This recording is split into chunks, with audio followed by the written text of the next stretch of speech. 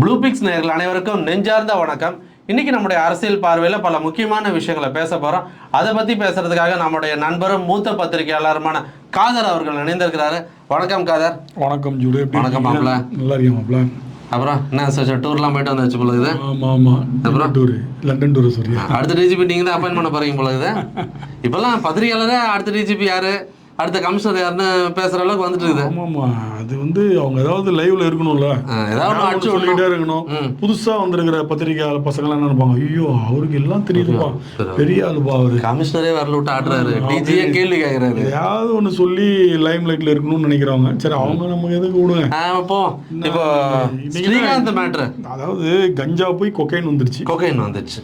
கஞ்சா தான் ஆளுங்கட்சி கடத்துறாங்கன்னு எதிர்கட்சி தலைவர் சொல்லிக்கிட்டே இருந்தாரு. அப்புறம் தான் தெரியுது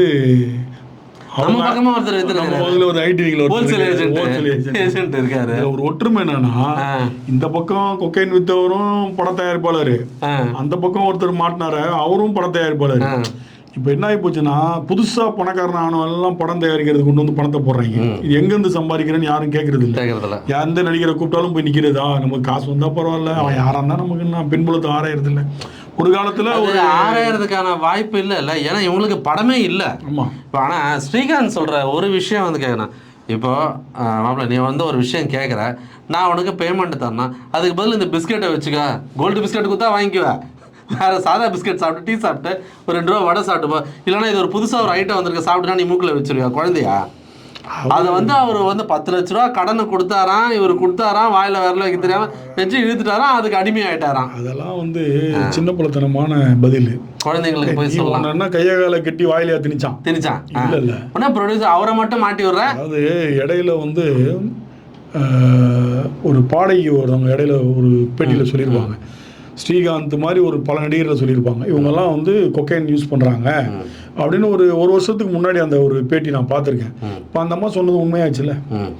சினிமா சம்மந்தப்பட்டவங்க எல்லாருமே இந்த பெரிய லெவல் ஐஃபை ஹோட்டல் போகிறனால அங்கே ரைடுகள்லாம் வரமாட்டாங்க போலீஸ்.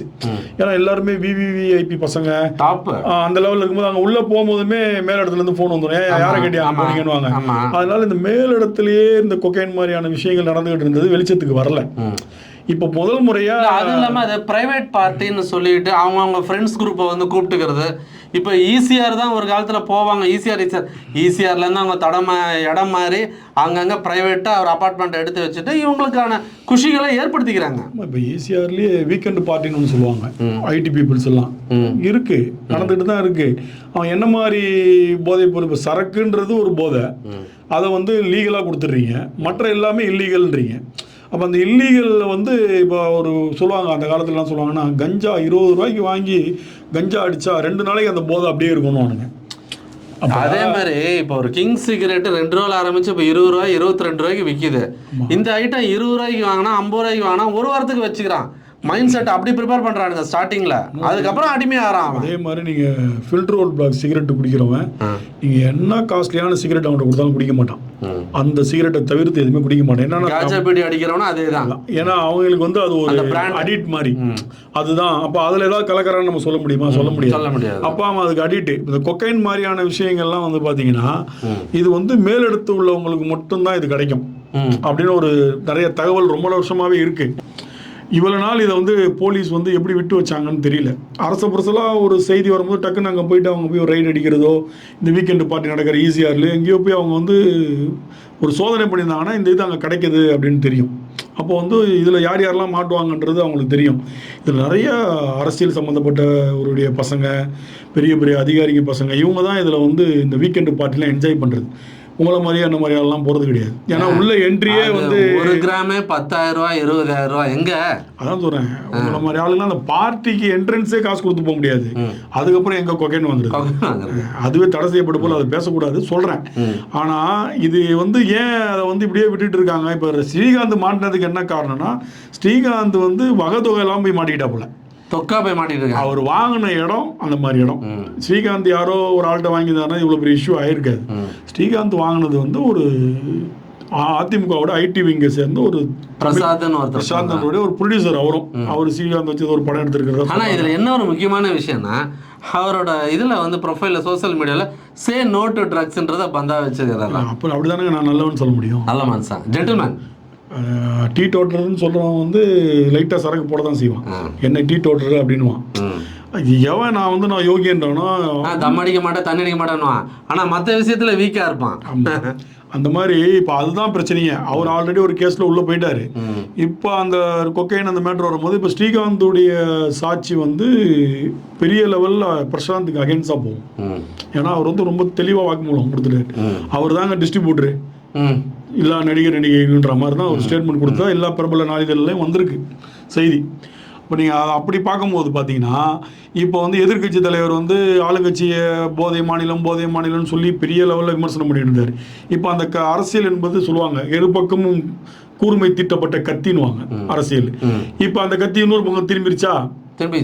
இப்ப நீங்க வந்து கஞ்சா ஆளுங்கட்சி கஞ்சா அவங்க விற்கிறான்னா சட்டம் ஒழுங்கு பாத்தீங்கன்னா உங்ககிட்ட அதை விட காஸ்ட்லியான சரக்கு வித்துருக்காங்க ஒரு ஆளு. அப்ப நம்ம ஒரு ஆளை வந்து பேசுறதுக்கு முன்னாடி நம்ம சைடில் என்ன நியாயம் இருக்குன்றதையும் பார்க்கணும். இப்போ ஆளுங்கட்சி வந்து அங்கங்கே அரெஸ்ட் பண்ணுறாங்க, தூக்கி உள்ளே போடுறாங்க. இப்போ என்ன சொல்லுவாங்க ஆளுங்கட்சி, இப்போ நாங்களும் இந்த கொக்கைன் வித்தவர் தூக்கி உள்ளே போட்டோம், அவர் உங்கள் கட்சியில் உள்ளவர், நீங்கள் அடிப்படை உறுப்பினர் தூக்கிட்டீங்க, அதெல்லாம் ரெண்டாவது. தப்பு பண்ணதுக்கு அப்புறம் தானே எல்லாரும் செய்கிறீங்க. தப்பு பண்ணுறதுக்கு முன்னாடி அவன் செய்கிறான்னு தெரிஞ்சால் நீங்கள் தூக்குறது இல்லைல்ல. அப்போ இப்போ இப்போ இவருக்குமே ஒரு பின்னடைவு மாதிரி தான். நான் என்ன சொல்கிறேன்னா, நீங்கள் அரசியல் பண்ணுங்கள், மக்களுக்கான பிரச்சனையை பண்ணுங்க. இன்னும் நீங்க கஞ்சா பாலியல்னு போனீங்கன்னா இந்த வருஷம் தேவை. அது எடுத்து சொல்லப்பட வேண்டிய விஷயம் தான். இப்போ வந்து பாத்தீங்கன்னா ஒரு காலத்துல இல்ல, ஆக்சுவலா வந்து ரியல் எஸ்டேட்ல இருந்து தான் இதுல தாவுவாங்க.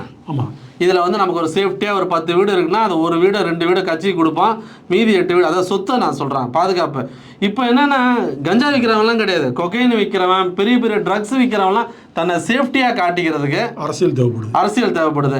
யாரையோ பிடிச்சி ஒரு லிங்க் எடுக்கிறாங்க, லிங்க் எடுத்து முக்கியமாக ஆஃபீஸரோட நின்று ஒரு ஃபோட்டோ எடுத்துடுறான், இந்த சிசிடிவி கொடுக்குறான் அது கொடுக்குறேன். இப்போ கட்சிக்கு நிதி கொடுக்குறேன்னு கூப்பிட்டு போய் இப்போ எடப்பாடி பக்கத்தில், இப்போ எடப்பாடிக்கு தெரியாது, ஃபோட்டோ எடுத்துக்கிறாங்க, அவனுக்கு போதும் வெளில வந்து காட்டுவான் பார்த்தல. அதுதானங்க இப்போ அண்ணா யூனிவர்சிட்டி மேட்டரில் எதை பெருசாக பேசுனாங்க, மாசு பக்கத்தில் உட்காந்து சாப்பிட்றான் நிற்கிறான், அவன் எப்படி அவர் சப்போர்ட் இல்லாமல் அதை பண்ணியிருப்பான், அதுதானே பெருசாக பேசுனாங்க எதிர்கட்சியில். யாரு கூட ஃபோட்டோ பிரச்சனை மாட்டும் போது உங்கள் பேரை எடுத்து விட்டுருவான். இப்போ பிரசாந்த் உங்கள் கூட நின்று எடுத்துருக்கானா, அப்போ அதுக்கு அதே மாதிரி 4 பேர் பேசுவான்ல. ஆமாம், அப்போ நம்ம என்ன சொல்கிறோன்னா, நீங்கள் ஒரு ஃபோட்டோ எடுக்க வராங்க கட்சியில் ஜாயின் பண்ணாலும் நீங்கள் அவன் யார் என்ன இப்போ சொல்கிறீங்க, நீங்கள் குற்றப்பின்னணி உள்ளவங்களுக்கு கட்சியில் பதவி கிடையாதுன்னு. இப்போ இன்றைக்கி ஸ்டேட்மெண்ட் எடப்பாடி அவர்கள் கொடுத்த ஸ்டேட்மெண்ட் பார்த்தா, இனி எந்த பதவிக்கு நாமினேட் பண்ணுறவங்களுக்கு வந்து அரசி ஆளாய்ந்து அவங்க மேலே குற்ற வழக்கு எதுவும் இருக்கான்னு பார்த்துட்டு தான் பதவி கொடுப்போம். இதை நீங்கள் கண் கட்ட பிறகு சூரிய நமஸ்காரம். அதுதான் சொல்கிறேன்னா, இவர்கள்கிட்ட ஆதரவு பெற்ற ஐபிஎஸ் அதிகாரிகள், ரிட்டையர்டான அதிகாரிகள்லாம் இருக்காங்க, அவங்கள கட்சிகளை கொடுத்து இவங்களோட டீட்டெயில்ஸை கலெக்ட் பண்ணி கொடுன்னா அவங்க மொத்த அந்தி மூலம் எல்லா ஆதி மூலத்தை எடுத்து மேலே வச்சிட போகிறாங்க. இது என்ன பணத்துக்காக இப்போ வர்றவன் என்னங்க கதை, ஏன்னா அந்த கட்சியில் கூட்டு போய் எடு, இந்த ஒரு 50 லட்சம் வச்சுக்க, கட்சிக்கு ஒரு 50 லட்சம் கொடு அப்படின்னோடனே உங்களுக்கு அந்த காசு கண்ண மறைக்குது. நான் என்ன வேலை செய்கிறேன்னா நீங்கள் விசாரிக்க மாட்டீங்க, ஆனால் விசாரிக்கணும். ஆமாங்க, அரசியல் சும்மா தூக்கி கொடுப்பான 50 லட்சத்தை. அரசியல் வந்து மக்களுக்கான அரசியலாக இருக்கிற வரைக்கும் இந்த பிரச்சனை இல்லை. தன் வீட்டு மக்களுக்கான அரசியலாக மாறும்போது தான் பணம் பஞ்சாயத்து அதிகமாகும். ஆமாம், நான் சொல்றது உங்களுக்கு புரியும். புரியுது. பொதுமக்களுக்கான அரசியலாக இருக்கும்போது அந்த அரசியல் ரொம்ப தூய்மையாக இருந்தது. காமராஜர் காலத்தில், கலைஞர் அண்ணா என்ட்ரி ஆகிற காலத்தில் இருந்தது. அதுக்கப்புறம் அந்த அரசியல் எப்படி ஆயிடுச்சு, மக்களுக்கான அரசியல் ஆயிடுச்சு, குடும்பம் அப்படி. ஏன்னா இப்போ எல்லா கட்சியிலையுமே அப்பா எம்பியா இருந்தா பையனை அடுத்து எம்எல்ஏ ஆக்குறதும், இது நாட் ஓன்லி நம்ம குடும்ப அரசியல் யாரையுமே சொல்ல முடியாது. எல்லா கட்சியிலையுமே கீழ்மட்டத்தில் உள்ள நிர்வாகிகள் வந்து இருக்காங்க. அது யாரையுமே குடும்ப அரசியல்னு சொல்றவங்க குடும்பத்திலேருந்தே 2 பேர் வந்திருப்பாங்க. அதனால வந்து அதுக்குள்ள நம்ம போக விரும்பல. நான் இப்போ நீங்க வந்து பண்ண அரசியல் இப்போ என்ன ஆயிப்போச்சுன்னா, நியூட்ரலான மக்கள் இருக்காங்க இல்லையா. சரி, எடப்பாடி சொல்லிக்கிட்டே இருக்காரு, ஆமா இந்த ஆட்சியில் வந்து கொஞ்சம் கஞ்சா நிறையா தான் இருக்கு அப்படின்னு ஒரு தாட்டில் உங்க பக்கம் ஒரு சின்ன ஒரு பாதி பேர் வர்றதுக்கு இருப்பான்ல. இந்த கேஸ்னால அந்த பாதி பேர் உங்ககிட்ட வரமாட்டே, எவனுமே யோகியம் இல்லை. இவன் கட்சிக்காரனும் போதைப் பொருள் விற்கிறான், அவனும் விற்கிறான், நம்ம யாரை என்ன பண்றது அப்படின்ற ஒரு அவப்பெயர் உங்களுக்கு தான் ஏற்படும். அப்போ நீங்கள் ஆரம்பத்திலேயே இதெல்லாம் களை எடுக்கணும். யார் என்ன, எப்படி வருமானம் வருது, எது கொண்டு வந்து இவன் கொடுக்குறான், இவன் காசு வரா, கட்சிக்கு 50 லட்ச ரூபா கூட ஏன் கொடுக்குறான் 50 லட்ச ரூபா, யாருமே அதை பார்க்கறது இல்லை. கொடுத்தா வாங்கி போட்டுக்க வேண்டியதுதான். எல்லாம் ஒரு ஆதாயத்தை எதிர்பார்த்து தானே. இப்போ பில்டர் கொடுக்குறான்னா அவன் சிஎம்டிஏல அவனுக்கு ஒரு வேலை ஆக வேண்டியதாக இருக்கும். ஒரு ரோட் பேஸில் ஒருத்தன் கொடுக்குறான்னா அவன் டிபார்ட்மெண்ட்டாக அந்த பேப்பர் ஈஸியாக மூவ் ஆகணும். ப்ளஸ் முன்ன பின்ன சில விஷயங்களை செஞ்சுப்பாங்க. ஒருத்தன் முன்ன பின்ன தெரியாத டேரெக்டாக கொண்டாந்து 2 கோடி கொடுக்குறான், பக்கத்தில் இன்னொரு ஃபோட்டோ எடுத்துன்னா கடைசியில் இழுத்து விட்டான்ல. அதாவது ஒரு அரசியல் வியாபாரம் ஆனதுக்கப்புறம் யார் வந்தாலும் சேர்த்துக்கிறது, எத்தனை வழக்கு இருந்தாலும் பிரச்சனை இல்லை. அது எல்லா கட்சிக்கும் பொருந்தும், நாட் ஓன்லி ஏடிஎம்கே டிஎம்கே. இந்தியாவில் உள்ள அனைத்து கட்சிக்கும் இது பொருந்தும். இதில் இன்னொரு முக்கியமான விஷயம், இந்த திராவிட உள்குத்தை விட அந்த பிரசாத்துக்கிட்ட இருக்கிற உள்குத்து பாருங்க. அந்த பிரசாத்துக்கு யாரோ சேர்த்து விட்டாரா ராஜ் பிரியான்னு, அங்கே குத்து விட்டு ஐடி விங்குக்குள்ளே குழப்பிக்கிட்டு அந்த ஐடி விங்கை கைப்பற்றுறதுக்கு இன்னொரு டீம் தலைவட சுற்றிக்கிட்டு இருக்கு. ஆமாம், அதுக்கு ஒரு மாதம் ஒரு பெரிய அமௌண்ட் வரும். அப்போ அதை நான் டேக் ஓவர் பண்ணணும்னு நினைப்பேன்ல. எனக்கு இவ்வளோ அறிவு இருக்கு, அவருக்கு அறிவு இல்லை, நான் பார்த்துக்கிறேன். இந்த நண்டு கதை தான் தெரியும்னு நினைக்கிறேன். டப்பாவுக்குள்ள போட்ட நண்டு ஏறும் போது ஒன்று ஏறி மேலே போகும்போது இன்னொரு நண்டு பிடிச்சி இழுக்கும். ஆமா, அப்ப என்னன்னா இந்த நண்டுக்கு அறிவு இருந்தா அவன் போனா அடுத்து ஏதாவது நமக்கு ஹெல்ப் பண்ணுவான்னு நினைக்கிறேன். இவன் ஏறும் போதுமே அவனை காலை வாரி விட்டு எல்லாரும் உள்ளே இருந்துக்கிறாங்க. அதுதான் இப்ப அவனை காலி பண்றேன்னு சொல்லிட்டு இவன் ஒரு டேட்டா பேஸ் எடுத்து கொடுத்து இவனை மாட்டி விட்டுருப்பான். ஆமா, இப்ப இவனுக்குமே அது கிடைக்காது. ஏன்னா இப்ப அடுத்த ஸ்டேஜ் என்ன போவாங்கன்னா, இப்ப இவங்க யாருமே அவனை புதுசா யாரையாவது தேர்ந்தெடுவாங்க அப்படின்ற மாதிரி அப்படின்னு தான் போயிடும். இப்போ பணம் புழங்குற இடம் எல்லாமே பஞ்சாயத்து தான். இப்போ வந்து 1 லட்சம் 2 லட்சம் இப்போ யூடியூப் நிறையா வர ஆரம்பிச்சோன்னா இந்த தேர்தல் கிட்ட நெருங்கினோன்னா இப்போ யூடியூபராக தேட ஆரம்பிச்சிட்டாங்க. தேர்தலுக்காக மட்டும் பார்க்க வேணாம். அதாவது நான் டைட்டிலே வந்து டர்ட்டி பாலிடிக்ஸ்ன்ட்டு ஐபிஎஸ் அதிகாரிகள் கிட்ட ஒரு பாலிடிக்ஸ் வந்து இப்போ உச்சகட்டமாக போயிடுது. இதில் முக்கியமாக நிறைய பேர் இந்த பிரச்சனையே வேணாம் டெல்லிக்கு தாவறாங்க. ஆமாம், ஐஏஎஸ் அதிகாரிகள் ஏற்கனவே போயிட்டாங்க. இப்போவும் ஐபிஎஸ் அதிகாரிகள் ஆல்ரெடி சுதாகர் போயிட்டாரு, இப்போ பாலகிருஷ்ணன் போகிறாரு. ஆனால் அவங்கவுங்களுக்கு சில அஜெண்டாஸ் இருக்குது, ஆனால் போகிறாங்க. ஆனால் என்ன விஷயம்னா, இப்போ அதை பற்றி ஒரு சில ஆஃபீஸர்கிட்ட நான் பேசும்போது என்ன சொன்னாங்கன்னா, ஒரு சீனியர் ஆஃபீஸருக்கு இப்போ வந்து யங் ஜென்ரேஷன் ஐபிஎஸ் ஆஃபீஸருக்கும் ஒரு சின்ன கேப், ஜென்ரேஷன் கேப் இருக்குன்றாங்க. நான் சொல்கிறது அதாவது நம்ம ஒன்றும் இல்லை, நம்ம அப்பாக்களில் கூட எடுத்துக்கலாமே, அவர் அப்படி தான் இருக்கணும்னு வேறு. சில பேர் வந்து இறங்கி வருவாங்க, ஒரு ஒரு ஒரு அண்டர்ஸ்டாண்டிங் வரும். இப்போ அந்த அண்டர்ஸ்டாண்டிங் இல்லை. ஒரு கொஞ்ச நாள் வேலை செஞ்ச உடனே கொஞ்சம் அந்த ஏரியாவில் பிக்கப் ஆகிறதுக்குள்ள எஸ்பியிலேருந்து தூக்கிடுறாங்க. சரி, இதனால் பார்க்கும்போது அவன் மாறலாம் ஃபஸ்ட்டு இன்ட்ரடக்ஷனில் வரும்போதே அட என்ன சார்னா இதில் வந்து ஒருத்தர் குரூப் 1 ஆஃபீஸர் ஒருத்தர் வேலையை போலீஸே வேணான்ட்டு போயிட்டார். சரி, இந்த மாதிரி விஷயங்கள். இப்போ அதை விட ரொம்ப முக்கியமான விஷயம், இப்போ காதர் ஒரு ஐபிஎஸ் ஆஃபீஸராக இருக்கிறாரு ஃபார் எக்ஸாம்பிள். அவனை ஆசைப்பட்டான் பத்திரிகைலாம் இருப்பான், பத்திரிகை ஒரு பேச்சுக்கு சொன்னேன். அது கஷ்டமான வேலை, அது கஷ்டமான வேலை. சரி, ஒரு எக்ஸ் ஒரு ஆஃபீஸர் இருக்கிறாரு. இப்போ காசு காதருக்கு காசு கொடுத்து போனால் நம்ம போட மாட்டோம். ஆனால் அதுக்குன்னு பல குரூப் இருக்காங்க. அதை வந்து கேவலமாக இப்போ வந்து இத்தனை நாளாக வந்து ஒரு இன்டெலிஜென்ஸில் இருக்கார். அவரை பற்றின நியூஸ் இவர் வந்து சிஎம்முக்கு அந்த விஷயத்தை கொண்டு போகலை அப்படின்னு சொல்லி இன்டெலிஜென்ஸ் தமிழ்நாட்டில் மொத்தமாக தோல்வின்றாங்க. இதுக்கு முன்னாடி இந்த இன்டெலிஜென்ஸ்லாம் நல்லா வேலை செஞ்சாங்களா? எனக்கு டவுட்டாக இருக்குது. அது என்ன புரியல, அது என்ன மாதிரியான அரசியல்? அது வந்து எப்போதும் ஒரு சில விஷயங்களில் வந்து மேலே உள்ள அதிகாரியை காலி பண்ணணும்னு ஒரு டீம் எப்போதுமே சுத்தம். அப்போ வந்து எப்போ எதோ பச்சு போட்டு கொடுக்கலாம். அப்போ ஒரு விஷயத்தை வந்து எல்லா விஷயத்தையுமே சிஎம் நாலேஜ் கொண்டு போவாங்கன்னா சொல்ல முடியாது. சில விஷயங்களை வந்து தெரிஞ்சதை இவங்களே ஷார்ட் அவுட் பண்ண முடியுமான்னு பார்ப்பாங்க. சொல்லுவாங்க, எல்லாத்தையும் என் காதில் போடணுமா? இல்லை, அது ஓப்பனாக சொல்லுவாங்க. ஜெயராம் ஏடிஜிபி ஜெயராம் மேட்டரில் தான் அது ஒரு ஏகப்பட்ட குளறுபடிகள் வந்தது. அது கடைசியாக தான் சிஎம் நாலேஜுக்கு போய் சிஎம் இமிடியட்டாக அதை ஆக்ஷன் எடுக்க சொன்னது. அதுக்கு முன்னாடி வந்து அதை காம்ப்ரமைஸ் பண்ணுறதுக்கு உண்டான வேலைகள் நடந்ததாக தான் தகவல். ஏன்னா அங்கே ரொம்ப ஜென்யூனான ஒரு ஆஃபீஸர் அஸ்ராக்கருக்கு. அவரை நான் மதுரையிலே ஒரு இன்டர்வியூ எடுத்துருக்கேன் ஒரு சேனலில் இருக்கும்போது. ரொம்ப நேர்மையான மனுஷன். அதனால அவர்கிட்ட அந்த கேஸ் போனனால அது காம்ப்ரமைஸ் லிஸ்ட் உள்ள போகவே இல்லை. அவர் ஸ்டெபனா நின்ட்டார். இல்லை இது வந்து பக்கா எவிடன்ஸோட இருக்கு, இதை நான் வேணான்னு விட்டா பிரச்சனை வேற மாதிரி. என்னன்னா ஆளுக்கு ஒரு ஆஃபீஸரை எட்டு கதையை வைக்கிறதும். இப்போ ஒன்றும் இல்லை, இப்போ டிஜிபி அடுத்த டிஜிபி யார் வர்றதுன்னு ஒன்று இருக்கு. இப்போ அதில் வந்து சீமா அகர்வால் அவங்க இருக்காங்க. இப்போ ராஜீவ்குமார்னு ஒருத்தர் இருக்கிறாரு. சந்தீப் ராய் ரத்தர் இப்போ சென்னை கமிஷனராக இருந்தார்ல, அவர் இருந்தார். இவங்க எல்லாம் இந்த லிஸ்ட்டில் இருக்காங்க. அதாவது இட்டுக்கட்டிய கதைகளை நான் அவங்க கொடுத்த ஸ்கிரிப்டை நம்ம சொல்கிறோமே, அதாவது இவருக்கு வந்து இன்னும் எக்ஸ்டென்ஷன் கொடுக்க போகிறாங்க இப்போ கரண்ட்டு டிஜிபிக்கு. அதற்கான வாய்ப்புகள் இல்லை. இப்போ இந்த இடத்துல இவரை பற்றி, இவருக்கு ஆகாதவனை பற்றி நீ இங்கே போட்டு கொடு, நீ இவரை பற்றி இந்த இடத்துல ஆர்டிக்கல் போடு. அதாவது என்ன, ஒரு ஐபிஎஸ் அதிகாரிகள் மேலே இருக்கிற மரியாதை பொது வீதியில் வந்து அசிங்கப்பட்டு நிற்கிது இல்லை. இப்போ அது காரணம் வந்து இந்த யூடியூபோடைய வளர்ச்சி தான். ஃபஸ்ட்டு இப்பெல்லாம் பேச மாட்டாங்க. ஏதாவது நாளிதழ்களில் வந்து இன்டைரக்டாக எழுதுவாங்க. அது 4 லைன் எழுதுவாங்க. இப்போ வந்து யூடியூப் அப்போ கூட ஏதாவது ஒரு சம்பவம் நடந்தால் தான் அந்த சம்பவத்தை தான் பெருசு பண்ணுவாங்க. இப்போ நடக்காத விஷயத்த இவரை பற்றி இவர் அங்கே போனார் 10 மணிக்கு அங்கே வாந்தி எடுத்தாருன்ற மாதிரில எழுதுறாங்க, பக்கத்துலேருந்து பார்த்தா மாதிரி. இது அப்பையிலேருந்தே இருக்கு ஜூடு. இது இப்போ நேத்திக்கு இல்லை. இப்போ டிவியில் கேட்குறோம், அப்போ பேப்பரில் படிப்போம். அப்போ நீங்கள் வந்து மிகப்பெரிய வார இதழெல்லாம் பார்த்தீங்கன்னா ஒரு 2 பக்கத்துக்கு அப்படியே எழுதுவாங்க. சில மஞ்ச பத்திரிகையில் ஓப்பனாக எழுதுவாங்க. அதெல்லாம் வந்து பத்திரிகை துறைக்கே உள்ள ஒரு சில விஷயங்கள். அதெல்லாம் பண்ணாதான் அதில் வந்து குருட்டாம்போக்கில் அடிக்கிறது. ஒரு 10 கல் எடுத்து மாங்காய் மரத்தில் அடிச்சோம்னா 2 விழும். 8 கல்லு போயிடும். ஆனா பாக்குறவங்களுக்கு கல் எடுத்து அடிச்சா மாங்காய் விழுந்துச்சுன்றாங்கல்ல, அந்த கதை தான் இது. 10 மீட்டர் தூக்கி அடி கொளுத்தி போடுவோம். ஏதாவது ஒண்ணு நடந்தா அன்னைக்கு அவர் சொன்னதுல கரெக்ட் தான்பா, 9 நடக்கல அதை விட்டுருவாங்க. அவர் சொன்னார்ல இது நடந்துருச்சுல்ல. அதுல முக்கியமா ஒரு அதிகாரி கூப்பிட்டு கவனிக்க வேண்டியதை கவனிச்சா அவரை பத்தி அடுத்த தடவை பேசுறது இல்லை. அவர் நல்லவர்னு அதே வாடகை வாய் பேசும். கரெக்டு தானே? வாயை வாடகைக்கு விட்டு தான் நிறைய பேர் பொழைச்சிட்டு இருக்காங்க. அவங்க வேற நாங்கள் ஜென்யூனான பத்திரிக்காரன் வைங்க, அதுதான் பெரிய காமெடி. அதில் பர்ஃபார்மன்ஸ் பயங்கர பர்ஃபார்மன்ஸ். நாங்கெல்லாம் எப்படி தெரியும்ல, போன வாரம் அந்த அதிகாரி நல்லவர், இந்த வாரம் இந்த அதிகாரி கெட்டவர்.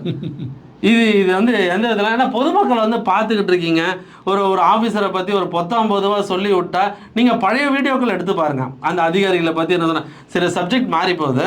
இப்போ அந்த கொகைன் மேட்டரை பற்றி அதே மாதிரி சினிமா இண்டஸ்ட்ரிக்குள்ள ஒரு முக்கியமான ஆள்கிட்ட பேசும்போது இந்த பார்ட்டி விஷயம் இது வந்து கொஞ்சம் கொஞ்சமாக ரெகுலராக டாப் ஆக்டர்ஸ் வரைக்கும் யூஸ் பண்ணியிருக்காங்க. ஆனால் ஒரு பீரியடுக்கு மேலே வெளியில் வந்துட்டாங்களாம். ஆனா இல்ல இன்னொரு விஷயம், ஏன் அதை எடுக்கிறாங்கன்றதுக்கு ஒரு பிரபல முன்னணி நடிகை நம்ம பேர்லாம் சொல்ல வேணாங்க, அவங்கள வந்து நீங்க ஸ்கிரீன்ல பாருங்க, சில ஸ்டேஜ்ல பாருங்க, பப்ளிக் முன்னாடி நடிக்கிறதுக்கும் ஒரு ஸ்டேஜில் ஏறுறதுக்காக இந்த விஷயங்களை எடுத்துக்கிட்டா நல்லா நடிக்கலாம். அந்த ஸ்டேஜ் ஃபியரு, இந்த க்ரௌட் ஃபியர்லாம் இல்லாமல் இருக்கும். இப்படிலாம் மனசில் பதிய வச்சு கர்நாடகா பாம்பேலேருந்து வந்து பெங்களூரில் வந்து இப்போ பெங்களூர்லேருந்து சென்னைக்கு வந்திருக்கு. ஸோ எல்லாருமே ஒரு சர்டன் ஸ்டேஜில் அடிக்ட் ஆகிட்டாங்கன்னே சொல்கிறாங்க. ஆமாம், இதே மேட்டரில் தான் நம்ம இந்திய ஆக்டர், பாலிவுட் ஆக்டர் ஷாருக்கான் பையனை பிடிச்சாங்க. ஆமாம், கப்பலில் இதே கொக்கைன் யூஸ் பண்ணாரு, ரிமாண்ட் பண்ணி அவருடைய இன்ஃப்ளூயன்ஸை யூஸ் பண்ணி அவர் கஷ்டப்பட்டு அவர் பையனை கொண்டு வந்து இப்போ அந்த கேஸ் நடந்துகிட்டு இருக்கு. இன்னொரு பெரிய மேட்டர் ஒன்று நடந்துகிட்டு இருக்கு ஜோல். ஒரு பெரிய எவிடன்ஸை ரெடி பண்ணிட்டு இருக்காங்க. ஒரு மிகப்பெரிய உச்ச நட்சத்திரமும் இதில் இருக்கிறதா ஒரு தகவல். ஆமாம், எல்லா இதுலயுமே பேசியிருக்காங்க. பேசுவோம். ஆனா அவருக்கு உண்டான எவிடன்ஸை வந்து போலீஸ் வந்து ரொம்ப தீவிரமா எடுத்துட்டு இருக்காங்க. ப்ராப்பரான எவிடன்ஸ் வந்து அவரும் அரெஸ்ட் செய்யப்படுவாங்க, கண்டிப்பா அரெஸ்ட் பண்ணுவாங்க. டோட்டல் இமேஜ் முடிஞ்சு. ஏன்னா இப்ப தொடர்றதுக்கு இப்ப இருக்கிற எவிடன்ஸே போதுன்றாங்க. ஆனா இதை அரசியல் பழிவாங்கல் அப்படின்ற மாதிரி கொண்டு போயிடக்கூடாதுன்றதுக்காக இன்னும் எவிடன்ஸ் ப்ராப்பரா எடுக்கிறாங்க. ஸ்டேட்மெண்ட், அவர் வந்து போனது, சிசிடிவி ஃபுட்டேஜ், ஏற்கனவே போலீஸ் வந்து ரவுடிகளோட லிஸ்ட் எடுக்கிற மாதிரி அவங்களோட கார்டு, பேன் நம்பர் டீட்டெயில்ஸ் வந்து யார்கிட்ட பேசுறாங்க, எவ்வளவு சொத்து விவரங்கள் எடுக்கிற மாதிரி இவங்களோட ஃபோன் நம்பர்ஸ் லிஸ்ட்டும் போலீஸ் எடுத்துட்டாங்களாம். ஆமா, யார்கிட்ட பேசியிருக்காங்க, எவ்வளவு ஜிபே பண்ணியிருக்காங்க. நீங்க ஜிபே பண்றேன்னு நினைக்கிறீங்க, அது ஈஸியா அசால்ட்டா நூல் பிடிச்ச மாதிரி எடுத்துருவாங்க. ஸோ நீங்க சொன்ன மாதிரி அந்த டாப் ஆக்டர் யாருன்னு வந்ததுக்கு அப்புறமே சொல்லிப்போமே. ஆமா, அவர் நெருங்கும் போதுமே நாங்க சொல்லிடுறோம், உங்களுக்கு இன்ட்டு கொடுத்துருவோம். ஆமா, ஏன்னா ப்ளூ பிக்ஸ் நிறைய விஷயங்கள் முன்கூட்டியே சொல்லிக்கிட்டு இருக்கு. இப்போ நாங்கள் இன்ட்டு கொடுத்துட்டோம். அதுலேயே நீங்கள் பாதி பேர் புரிஞ்சிருப்பீங்க. எங்களுக்கு நம்பகத்தகமான தகவல் வந்தால் தான் நாங்கள் ஒரிஜினமாக சொல்லுவோம். இது வந்து ஒரு 50% மற்ற யூடியூப் சொல்ல மாட்டோம், ஜேர்னலிஸ்ட். ஏன்னா இது வந்து ப்ராப்பரான இடத்துல இந்த தகவல். அவங்களும் இன்னும் ஒரு சின்ன ஒரு 20% வெயிட்டிங்கில் இருக்காங்க. வரும்போது எவிடன்ஸ் எல்லாம் பக்காவா கலெக்ட் பண்ணிட்டாங்க. அதாவது இவர் சொன்ன மாதிரி இன்னும் கொஞ்சம் ஸ்ட்ராங் எவிடன்ஸ். ஏன்னா இதை அரசியல் ரீதியா பண்றாங்க, ஸோ இந்த ஆப்போசிட்டுக்காக பண்றாங்க, இவங்களை சந்தோஷப்படுத்த பண்றாங்க. அந்த எந்த இதெல்லாம் கிளீன் ஷீட்ல தூக்கணும்னு பாக்குறாங்க. அதுல அவர் தப்பிக்கிறதுக்கான வழியும் வேற மறைமுகமான பணிகளும் அண்டர் கிரவுண்ட் வேலை எல்லாம் தனியா நடந்துட்டு இருக்குது. ஆமா, அதுவும் பெரிய லெவலில் டெல்லி லெவலில் பேச்சுவார்த்தைகள்லாம் போயிட்டு இருக்கிறதாகவும் ஒரு தகவல் இருக்கு. ஏன்னா தண்ணி, அதாவது சொல்லுவாங்க இல்லையா, உப்பு தின்னவன் தண்ணி குடிச்சாகணும். அதுல வந்து ஒன்றும் பண்ண முடியாது, தப்பு செஞ்சவன் தண்டனையை அனுபவிச்சாகணும், கர்மா விடாதுன்னு. அதுதான் நீ வந்து ஊருக்கெல்லாம் உபதேசம் நான் பண்ணிட்டு நான் மட்டும் குடிக்காதீங்கடா, அதாவது மது ஒழிப்பு மாநாட்டில் கலந்துக்கிட்டு ஒரு ஐகு கவிதை தான் எனக்கு ஞாபகம் வருது. மது ஒழிப்பு மாநாட்டில் கலந்து கொண்டார் தலைவர் தள்ளாடைபடி அப்படின்னு ஒரு புத்தகத்தில் படித்தேன். அது நல்லா பார்த்துங்க. ஐக்கு மது ஒழிப்பு மாநாட்டில் கலந்து கொண்டார் தலைவர் தள்ளாடியபடி. இது வந்து கதை புரிஞ்சிடும். இது ஒரு பெரிய கவிஞர் எழுதுனது. அவர் பேர் தெரியுமா உனக்கு? காதர்னு சொல்லுவாங்க. இது வந்து ஒரு 8 வருஷத்துக்கு முன்னாடி நான் எழுதுனது, ஐக்கு போட்டிக்காக எழுதுனது. அப்போ நான் எதுக்கு சொல்கிறேன்னா, இந்த மாதிரி தான் நான் வந்து நீ நல்லா குடிக்காதன்னு சொல்லிட்டு சொன்னாலும் சொல்லனாலும் ஒரு கலைஞர் உள்ள இருக்காரு, மாபெரும் கலைஞர், அட இவன் தானே பில்டப்லாம் கொடுக்கணும். அந்த வார்த்தைகளில் இருக்கிற வீரியம் வந்து பார்த்தா உணர்ந்தா புரியும். கண்டிப்பாக. அதனால் நாங்கள் என்ன சொல்கிறோம்னா, போதை இல்லாத மாநிலமாக சீக்கிரமாக ஆகிறதுக்கு முதல்வரும் போலீஸாரும் எல்லாம் முயற்சி பண்ணுங்க, எல்லா கட்சிக்காரங்களும் சேர்ந்து. நீ சொன்ன மாதிரி நான் ஷட்டில் விளையாட போவேன், பேட்மிண்டனில். அப்போ ஒரு பையன் வந்து இது வரைக்கும் நான் அடித்து சொல்கிறேன், 50 பேருக்கும் மேற்பட்டவர்களை புகைப்பழக்கத்தில் இருந்து கைவிட வச்சுருக்கேன். பெரிய விஷயம். நான் விட்டுட்டேன் அதை ஒரு அஜெண்டாவை வச்சிருக்கேன். இதை வந்து ஏதாவது டேக்லைனை போட்டு புகைப்பழக்கத்தை விட்டுருங்க, அதை விட நீங்கள் வந்து டிபி ஹாஸ்பிட்டலுக்கு வந்து பாருங்க. வந்து பாருங்க, அந்த நீங்கள் இப்போ 100 கோடி கூட சம்பளம் வாங்குங்க, 100 கோடி சொத்து வச்சிருங்க, டிபி ஹாஸ்பிட்டலுக்கு ஒரு வாட்டி போய் பாருங்க. தொண்டையில் பைப்பு விட்டு பக்கெட்டாக எடுக்கும் போது தெரியும். இது வந்து என்னது முகேஷ் அந்த தேட்டரில் போடுவாங்களா, முகேஷ் ஜோடு சொல்கிற மாதிரி அதெல்லாம் வந்து ரொம்ப மோசமானது. புகைப்பழக்கம்லாம் மேக்ஸிமம் ஹெல்த் இஸ் வெல்த் விட்டுட்டு குடும்பத்தை பாருங்கள். குடிக்கிறதும் நிறையா குடிக்கிறவங்க குறைச்சிக்குங்க, கொஞ்சம் கொஞ்சமாக விடுறதுக்கு வெளியே பாருங்கள். இல்லை நீங்கள் எம்ஜிஆரோட ரசிகர் சொல்கிறீங்க. இப்போ வர யங் ஆக்டர்ஸை நீங்கள் வந்து முதல்ல இளைய தலைமுறைக்கு தண்ணி அடிக்கிற சீனையே ஒரு 1/2 மணி நேரம் வைக்கிறது வந்து நம்ம தமிழ் சினிமாக்களில் தான். ஆமாம், நீங்கள் வந்து தண்ணி அடிக்கிற சீனை ஒரு 1/2 மணி நேரம் வச்சு அங்கே வந்து அந்த பாரில் தான் பொண்ணு வந்து லவ் சொல்கிற மாதிரி வைக்கிறது, அதே மாதிரி கொகைனு கடத்துறவன் ஹீரோ, அதே மாதிரி போதை மருந்து யூஸ் பண்ணாதான் கெத்து மாசு அப்படின்றதெல்லாம் வந்து ஒன்றும் கிடையாது. அதை போர்ட்ரேட் பண்ணி நீங்கள் படம் பண்ணுறதாகட்டும், இளைய தலைமுறைக்கு நீங்கள் எப்படி நடந்துக்கணும்னு ஒன்று இருக்கு. டி ராஜேந்திரன் நாங்கள் எடுத்துக்கலாமே, தொடாமே நடிப்பாருங்க. டூயட்டு கதாநாயகி டச் பண்ணாமல் பண்ண டூயட்டு பண்ணலான்றதை உருவாக்கின ஒரு புது கான்செப்டை உருவாக்கின ஒரு அனிதான மனிதர் டி ராஜேந்திரன். அவர் நான் நிறைய பழகிருக்கேன், நெருங்கி பழகின பழக்கம் வழக்குண்டு நல்ல மனுஷன் அவர். அந்த மாதிரி சினிமாவில் வந்து தொடாமல் யாரும் கதாநாயகி நடித்ததை வரலாறே கிடையாது. 1000 தான் இருந்தாலும் சொல்லுவாங்க சினிமாவில் கெட்டுப்போயிட்டேன். அப்பா அம்மா கிட்ட அது முக்கியமான வேலை இருக்குது. பெற்றோர்கள் கவனிப்பு இல்லாமல் ஒரு பையன் நல்லபடியாக வளர்றதும் கெட்டு போகிறதும் பெற்றோர்கிட்ட இருக்குது. அடுத்தது டீச்சர்ஸு. இன்னொன்று ஃபஸ்ட்டு வருது தேட்டருக்கு தான்.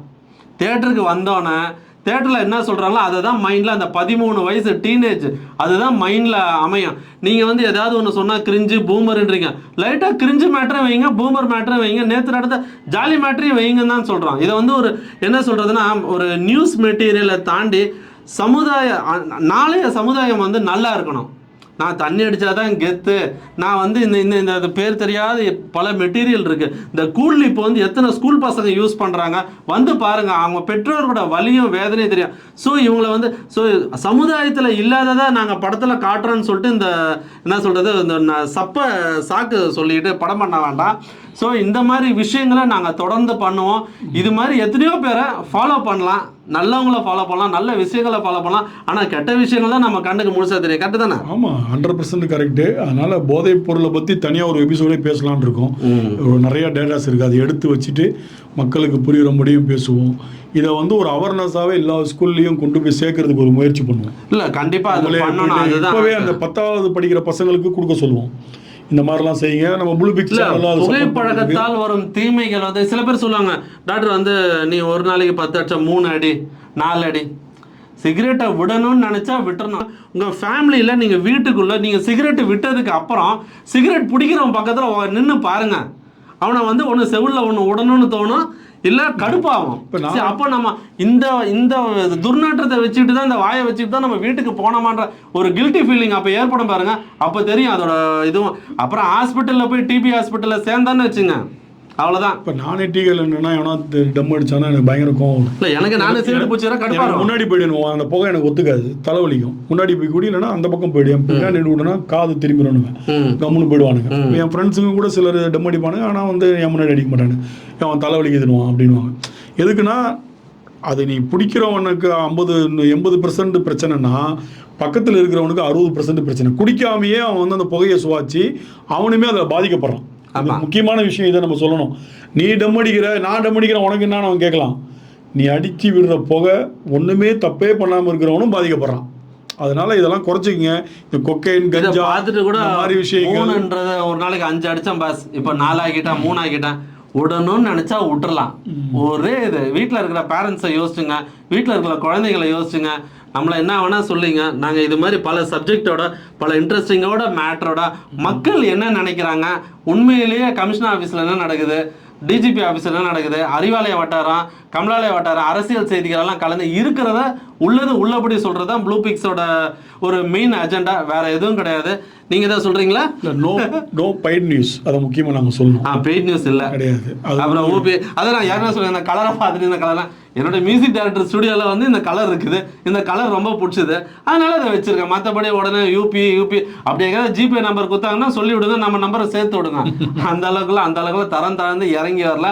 மோர் தென் 25 இயர்ஸாக ஜேர்னலிஸ்டாக இருக்கேன். அது நாங்கள் கஷ்டப்பட்டாலும் ஒரு நாள் என்னைக்காவது ஒரு நாள் இந்த ப்ளூ பிக்ஸ் ஒரு இடத்துக்கு மக்கள் மனசில் நிற்குன்ற எதிர்பார்ப்போட இந்த எபிசோட முடிக்கிறோம். என்ன பிஸியான ஷெட்யூல் இருந்தாலும் நண்பர் காதர் வந்து எங்களுக்கு தொடர்ச்சியாக உறுதுணையாக இருக்காரு. இது மாதிரி எங்களுக்கு தொடர்ச்சியாக நீங்கள் வந்து நாங்கள் எதிர்க்கு ரொம்ப நாள் ஆச்சு கேட்டு சப்ஸ்கிரைப் பண்ணுங்க, ஷேர் பண்ணுங்க, லைக் பண்ணுங்க. மாப்பிள்ளை கூப்பிட்டா தட்ட மாட்டேன். ஆமா, என்ன ஸ்டுடியோல இருந்தாலும் ஓடி வந்துடுவேன். ஒரு வாரத்துக்கு அப்புறம் திரும்பி வந்திருக்கேன். அடுத்தடுத்து உங்களுக்கு வீடியோ நிறைய வரும், கண்டிப்பா பாருங்க. மீண்டும் ஒரு காணொளியில் உங்களை சந்திக்கிறேன். நன்றி, வணக்கம்.